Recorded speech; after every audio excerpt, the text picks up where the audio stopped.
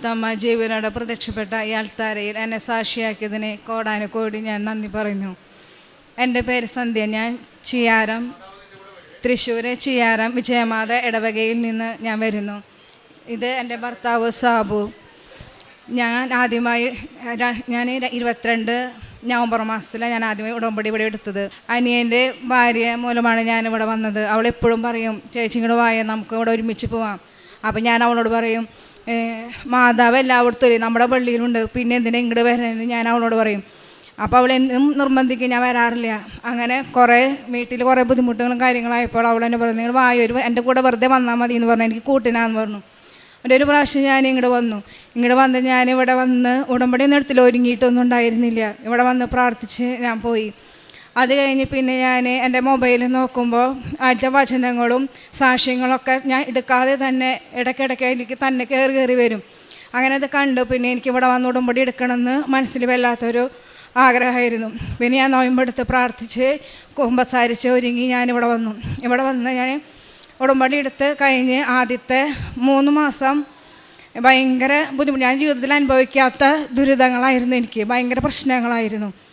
എനിക്ക് 3 പെൺമക്കളാണ്. അവരെ വിദ്യാഭ്യാസവും എല്ലാ കാര്യങ്ങളും. അപ്പോൾ ഞങ്ങൾ ലോൺ എടുത്തായിരുന്നു. അപ്പോൾ അതിൻ്റെ ബുദ്ധിമുട്ടും എല്ലാതും കൂടി ഭയങ്കര ബുദ്ധിമുട്ടുകളായിരുന്നു. ഞാൻ നിയോഗങ്ങൾ എഴുതിയതിൽ 4ാമത്തെ ഉടമ്പടിയിട്ട് എഴുതിയത് എൻ്റെ ഭർത്താവിൻ്റെ അനിയന്മാർ തമ്മിൽ വഴക്കായിരുന്നു. ഏറ്റവും ആദ്യം എനിക്ക് ഇങ്ങനെ നിയോഗം സാധിച്ച് കിട്ടിയത് അവരെ വഴക്ക് തീർന്നതാണ്. അത് ഞങ്ങൾ ഉടമ്പടി എടുത്ത് 3 മാസം കഴിഞ്ഞ് പുതുക്കാൻ ഞാനിവിടെ വന്ന് ഞാൻ മാതാവിനോട് പറഞ്ഞു, 3 മാസം ഞാനിവിടെ കുറേ ദുരിതങ്ങൾ ഞാൻ അനുഭവിച്ചു എന്നൊക്കെ പറഞ്ഞ് കരഞ്ഞ് ഭയങ്കരമായിട്ട് ഞാൻ പ്രാർത്ഥിച്ചു. അത് കഴിഞ്ഞ് ഞാൻ പുതുക്കി കഴിഞ്ഞ് ഞാൻ അവിടെ സൈൻ ചെയ്ത് ഇങ്ങോട്ട് ഇറങ്ങുമ്പോൾ എനിക്ക് മുല്ലപ്പൂവിൻ്റെ ഭയങ്കര വാസന വന്നിട്ടുണ്ടായിരുന്നു. അത് കഴിഞ്ഞ് ഞാൻ ഇവിടെ വന്ന് അച്ഛനെ കാണാനുള്ള ആഗ്രഹത്തോടെ ഞാൻ പറഞ്ഞു, കടങ്ങളുള്ളവരെല്ലാം ജപ്തിയുടെ ഒരു ഇതിലെ നോട്ടീസും ബാങ്കുകാർ പറഞ്ഞിട്ട് ഭയങ്കര ബുദ്ധിമുട്ടുണ്ടായിരുന്നു. അപ്പോൾ ഡോക്യുമെൻ്റ് ഇല്ലാണ്ട് അച്ഛനെ കാണാൻ സാധിക്കില്ല എന്ന് പറഞ്ഞിരുന്നത്. അപ്പോൾ അന്ന് എനിക്ക് കാണാൻ സാധിച്ചില്ല. പിന്നത്തെ മാസം ഞാൻ ഡോക്യുമെൻറ്റ്സും കാര്യങ്ങളൊക്കെ കൊണ്ടുവന്നു. ഞാനത് കൊണ്ടുവന്ന് അച്ഛനെ എനിക്ക് പുതുക്കും വേണം. അപ്പോൾ പുതുക്കി ഇവിടെ വന്നപ്പോഴേക്കും അച്ഛൻ്റെ അവിടെ ടോക്കൺ എടുക്കണവരൊക്കെ പോയി. അപ്പോൾ എനിക്ക് ഭയങ്കര സങ്കടമായി. അത് കഴിഞ്ഞ് പുതുക്കി ക്ലാസ്സൊക്കെ കഴിഞ്ഞ് ഇവിടെ വന്ന് കൊന്ത എത്തിക്കാൻ ഇവിടെ വന്നിരുന്നു. കൊന്ത ഞാൻ ആൾക്കാരോടെ ചൊല്ലി കൊന്ത കഴിയണവരെ എനിക്ക് മാതാവിൻ്റെ മുല്ലപ്പൂവിൻ്റെ മണം നന്നായി വന്നു. എന്നിട്ട് ഞാനിവിടെ വന്ന് നോക്കിയപ്പോൾ അവിടെ ടോക്കൺ വീണ്ടും കൊടുത്തു തുടങ്ങി ഉച്ചയ്ക്ക് ശേഷം. അപ്പോൾ ഞാൻ പോയി നമ്പർ എടുത്തപ്പോൾ എനിക്ക് 1 നമ്പർ കിട്ടി. അത് കഴിഞ്ഞ് ഇവിടെ വന്നപ്പോൾ അച്ഛൻ, ഞങ്ങൾക്ക് ആകെ ഒരു വഴി, ഞങ്ങളുടെ വീട് വിറ്റാലേ ഞങ്ങൾക്ക് ഈ കടം തീർക്കാൻ പറ്റുള്ളൂ, വേറൊരു ഓപ്ഷൻ ഞങ്ങളുടെ മുന്നിലില്ല. എന്നിട്ട് ഇവിടെ വന്ന് ഞാൻ ഇതിപ്പോൾ അച്ഛനോട് ഇത് കാര്യങ്ങൾ പറഞ്ഞ്, അപ്പോൾ അച്ഛൻ ഒരു ലോക്കറ്റ് എനിക്ക് വെഞ്ചരിച്ച് തന്നു. ഇത് ഏത് സ്ഥലം വെക്കണം അവിടെ കൊണ്ട് നിങ്ങൾ പ്രാർത്ഥിച്ച് വിശ്വാസപ്രമാണം ചൊല്ലി ഉപ്പിട്ട് പ്രാർത്ഥിച്ച് കുഴിച്ചിടാൻ പറഞ്ഞു എന്നോടത്ത്. അതുപോലെ ചെയ്യാനായിട്ട് ഞാനിവിടുന്ന് ഇറങ്ങിയിട്ടുള്ളൂ. അപ്പോൾ എൻ്റെ കൂടെ വന്നിരുന്ന ഞങ്ങളുടെ വീടിൻ്റെ അടുത്ത് തന്നെയാണ് ഞങ്ങളുടെ വീട് വാങ്ങുന്ന ചേച്ചി, ജോസ്ഫിൻ ചേച്ചി എന്ന് പറഞ്ഞ ചേച്ചി.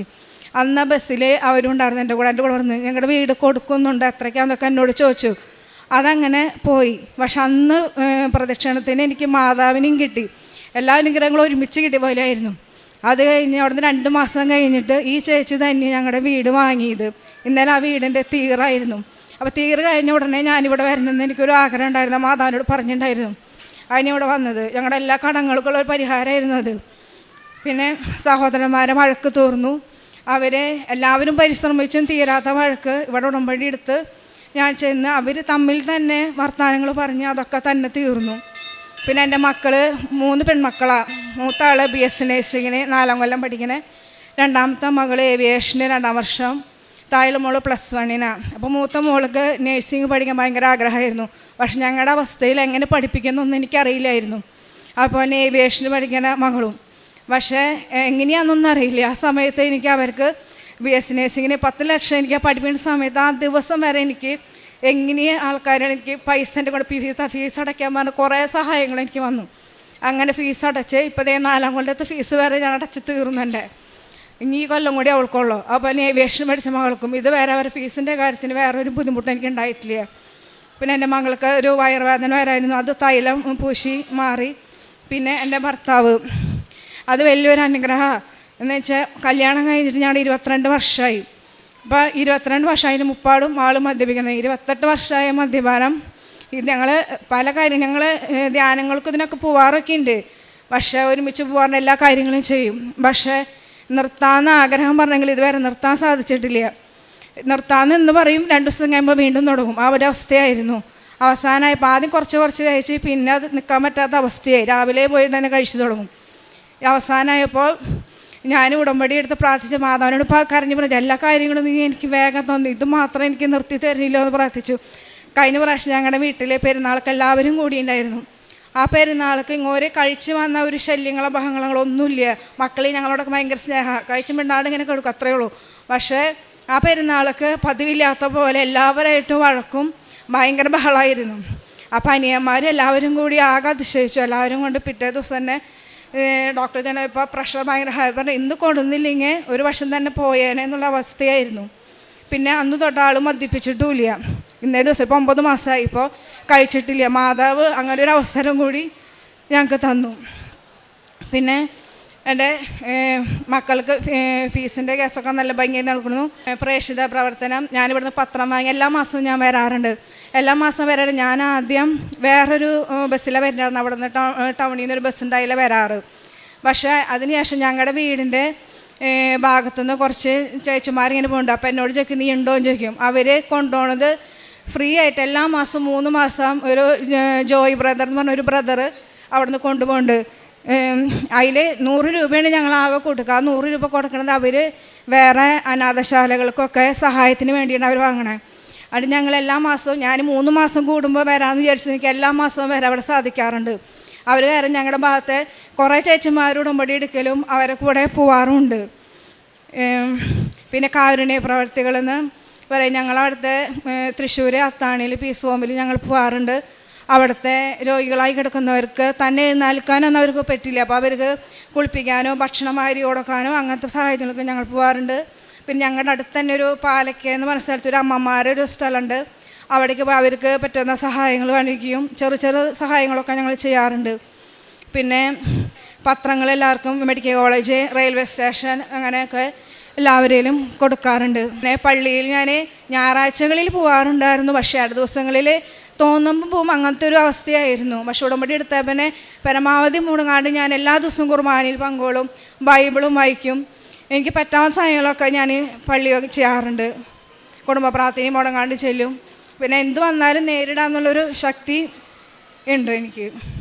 എൻ്റെ സഹായികളിൽ നിന്ന് മാതാവിനും ഈശോയ്ക്കും 1000 നന്ദി.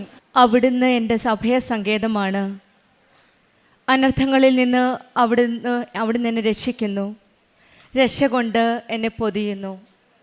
സങ്കീർത്തനം 32 7 വചനമാണ്. ദൈവം നമ്മുടെ അഭയസ്ഥാനമാണ്, രക്ഷയാണ്. ജീവിതത്തിലെ എല്ലാ കഷ്ടങ്ങളും ദുരിതങ്ങളുടെയും നമ്മളെ ചുറ്റുമ്പോൾ ദൈവസന്നിധിയിൽ ഓടിച്ചേരുന്നവർക്ക് സുരക്ഷയും സമാധാനവും സംരക്ഷണവുമാണ് ഈശോയും അമ്മയും നമുക്ക് തരുന്നത്. ദൈവമാണ് നമ്മുടെ രക്ഷകൻ.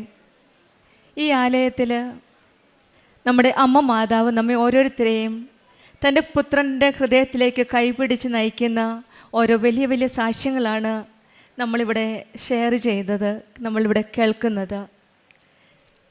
സന്ധ്യ സാബു എന്ന മകളുടെ സാക്ഷ്യത്തിലും അതുതന്നെയാണ് നമുക്ക് മനസ്സിലാകുന്നത്. ഈശോയുടെയും അമ്മയുടെയും സംരക്ഷണവും ഈശോയുടെ അമ്മയുടെയും അടുത്തറിഞ്ഞ നിമിഷം മുതൽ അവർ നമ്മുടെ കൂടെ ഉണ്ടെന്നുള്ളൊരു വലിയൊരു സാക്ഷ്യമാണിത്. ഭർത്താവിൻ്റെ അനിയന്മാരുമായിട്ട് രമ്യതയിലല്ലായിരുന്നു. വർഷങ്ങൾ 1 വർഷത്തോളം 2 വർഷത്തോളമായിരുന്നു. ഉടമ്പടി എടുത്ത ഉടനെ പലപ്പോഴും ജോസഫ് അച്ഛൻ പറയും, അനുദപിച്ചാൽ അനുഗ്രഹം നമുക്ക് ലഭിക്കുമെന്ന്. അനുദപിച്ച് ഇവർ പ്രാർത്ഥിച്ചപ്പോഴാണ് നമ്മുടെ കുടുംബത്തിലേക്ക്, നമ്മുടെ ജീവിതത്തിലേക്ക് അനുഗ്രഹങ്ങൾ ഈശോയും അമ്മയും ഓരോന്നോരോന്നായിട്ട് കോരിത്തരുന്നത്. ഈ മക്കളുടെ ജീവിതത്തിൽ അതുതന്നെയാണ്. അനുദപിച്ചപ്പോഴാണ്, മറ്റുള്ളവരോട് ക്ഷമിച്ചപ്പോഴാണ് ഈശോയും അമ്മയ്ക്കും കൃപ നമുക്ക് നൽകുവാൻ സാധിക്കുന്നത്. ഇവരുടെ ജീവിതത്തിൽ അനുദപിച്ചപ്പോഴേ ഉടമ്പടി ജീവിതത്തിൻ്റെ എല്ലാ കാര്യങ്ങളും തടസ്സങ്ങളായി കിടന്ന, വർഷങ്ങളായി കിടന്ന തടസ്സങ്ങളായി കിടന്ന ഓരോ കാര്യങ്ങളും ഈശോയും അമ്മയും ചെയ്തു കൊടുക്കുന്നതാണ്. 28 വർഷമുണ്ടായിരുന്ന മദ്യപാനമാണ് ഈ മക്കൾ ഉടമ്പടി എടുത്തതിന് ശേഷം മദ്യപാനത്തിൽ നിന്ന് ഉടമ്പടി പ്രാർത്ഥന വഴി ആ ബന്ധനത്തിൽ നിന്ന് വിടുതൽ നൽകിയത്. പിന്നെ സ്ഥലത്തിൻ്റെ ഒരു കച്ചവടം 15 വർഷം നീണ്ടു നിന്നായിരുന്നു. ഓരോ കാര്യങ്ങളും നമ്മൾ ഓരോ പ്രാവശ്യം വെക്കുമ്പോഴും സമയചുരുക്കത്തിൻ്റെ അമ്മയാണ് നമ്മുടെ കൂടെയുള്ളത്. ഡേറ്റിട്ട് പ്രാർത്ഥിക്കുമ്പോഴും എത്ര വർഷങ്ങളായെന്നൊന്നും അമ്മ നോക്കുന്നില്ല. നമ്മുടെ വിശ്വസ്തതയും നമ്മുടെ വിശ്വാസവുമാണ് ഈശോയും അമ്മയും നോക്കുന്നത്. ഉടമ്പടി എടുത്ത ഉടനടി മക്കൾക്ക് ലഭിക്കുന്ന ഓരോ അനുഗ്രഹങ്ങളാണ് നമ്മൾ അതിശയത്തോടു കൂടി നമ്മളും വിശ്വാസത്തിലേക്ക് വരുന്നതിലേക്ക് ഈ മക്കളുടെ സാക്ഷ്യം നമ്മളെ നയിക്കട്ടെ എന്ന് വിശ്വസിക്കാം. ഒരു സ്ഥലം വിൽക്കാതിരുന്ന സ്ഥലമാണ്. എത്രയും പെട്ടെന്ന് ഉടമ്പടി വസ്തുക്കളുടെ ഉപയോഗത്തിലൂടെയും പ്രാർത്ഥനയിലൂടെയും വിശ്വാസത്തിലൂടെയും ഇവർക്കത് വിൽക്കാൻ സാധിച്ചത്. പിന്നെ മക്കളുടെ പഠിത്തത്തിന് ഒരു 5 പൈസയുടെ ഒത്തിരി സാമ്പത്തിക ബുദ്ധിമുട്ടുകളുണ്ടായിരുന്നു. ഒന്നിനും ഒരു ബുദ്ധിമുട്ടും ഇല്ലാതെയാണ് ഈ മക്കളെ നല്ല രീതിയിൽ നഴ്സിംഗ് പഠിപ്പിക്കാനും ആവിയേഷൻ കോഴ്സ് പഠിപ്പിക്കാനൊക്കെ നല്ല എക്സ്പെൻസ് ഉള്ളതാണ്. പക്ഷേ ഇതെല്ലാ കാര്യവും ഈശോയും അമ്മയും ഏറ്റെടുക്കുകയാണ്. എല്ലാ സാമ്പത്തിക ബുദ്ധിമുട്ടുകളും ഓരോ രീതികൾ ഓരോ വ്യക്തികളിൽ കൂടെ ഓരോ സാഹചര്യങ്ങളിൽ കൂടെയാണ് ഇവർക്ക് നൽകി ഇവരെ അനുഗ്രഹിക്കുന്നത്.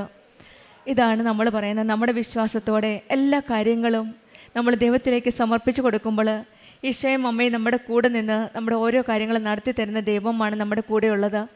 നമുക്കും പ്രാർത്ഥിക്കാം. നമ്മുടെ കുടുംബത്തിൽ നമ്മുടെ മദ്യാസക്തിയിൽ വളരുന്ന കുട്ടികളുണ്ടെങ്കിൽ അവർക്ക് വേണ്ടി ആ ബന്ധനങ്ങളിൽ നിന്ന് വിടുതൽ ലഭിക്കുവാനും അവരെ മോചിപ്പിക്കുവാനും നമുക്ക് അവർക്ക് വേണ്ടി പ്രാർത്ഥിക്കാം. പാപബോധവും അനുതാപവും നിറഞ്ഞ ഒരു നല്ലൊരു ജീവിതം നമുക്ക് നയിക്കാം. നമ്മുടെ വിശുദ്ധി പുനഃസ്ഥാപിക്കണമേ എന്ന് നമുക്ക് പ്രാർത്ഥിക്കാം. സന്ധ്യയ്ക്കും കുടുംബത്തിനും ലഭിച്ച എല്ലാ അനുഗ്രഹങ്ങൾക്കും നമുക്ക് കരങ്ങളടിച്ച് ദൈവത്തെ മഹത്വപ്പെടുത്താം. യേശുവേ നന്ദി, യേശുവേ സ്തുതി, ആവേ മരിയ. അത്യപൂർവ ദൈവാനുഭവങ്ങൾ ഇനി നിങ്ങൾക്കും സ്വന്തം. ഈ യൂട്യൂബ് ചാനൽ ഇതുവരെ സബ്സ്ക്രൈബ് ചെയ്തിട്ടില്ലെങ്കിൽ ഇപ്പോൾ തന്നെ സബ്സ്ക്രൈബ് ചെയ്യുക. ഈ വീഡിയോ ഇപ്പോൾ തന്നെ നിങ്ങളുടെ സുഹൃത്തുക്കൾക്ക് ഷെയർ ചെയ്തുകൊണ്ട് കർത്താവിൻ്റെ പ്രേക്ഷിതരാകുക.